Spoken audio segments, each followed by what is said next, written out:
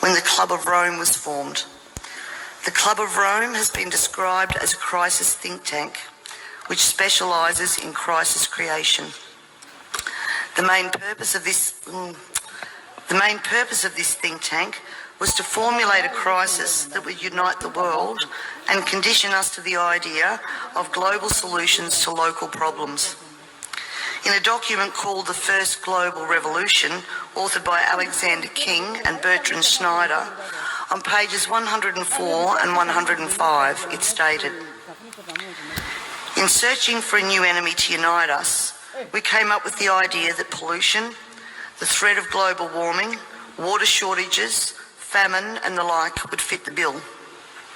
All these dangers, of course, will be caused by human intervention that will require a global response." That's the origin of global warming, ladies and gentlemen. In 1992, former President of the United States, George Bush Sr. said, "Effective execution of Agenda 21 will require a profound reorientation of human society, unlike anything the world has ever experienced.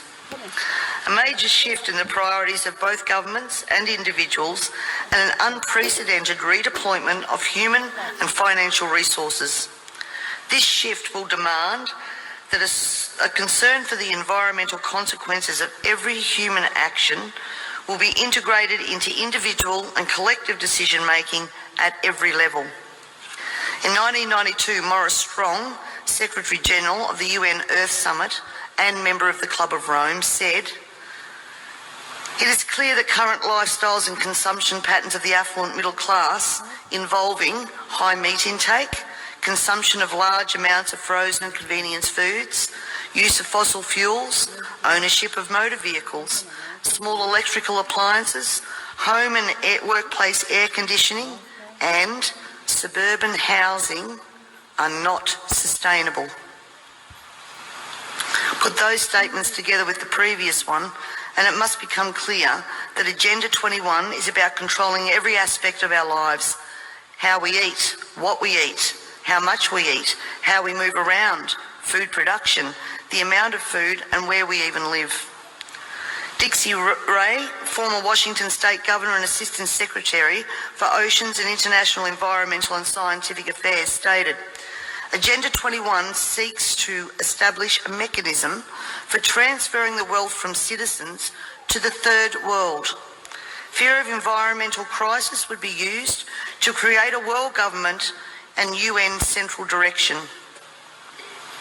From a report in the 1976 UN's Habitat I conference, "Land cannot be treated as an ordinary asset, controlled by individuals and subject to the pressures and inefficiencies of the market.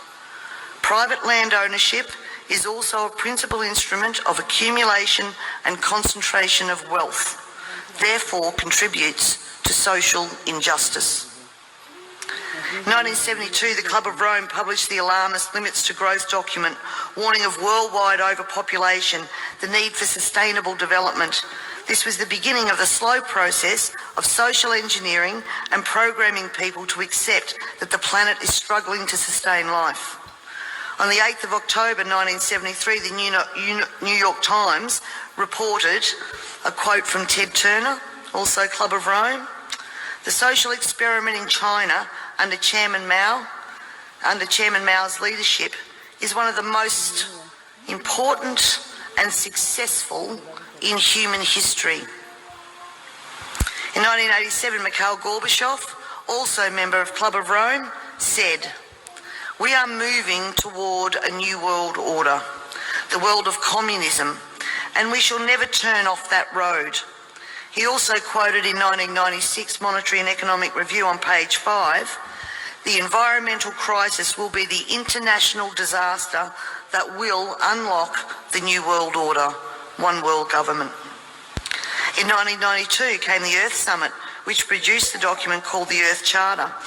This document was co-written by Maurice Strong, long-time globalist, elitist, member of Club of Rome, and Mikhail Gorbachev. Both Strong and Gorbachev stated that it was hoped that this document would be adopted as the new 10 Commandments, with environmentalism as the new one world religion. Out of this summit came Agenda 21.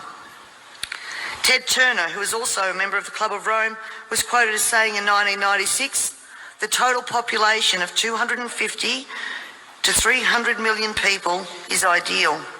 That means a reduction of 95% from present levels would be even more ideal.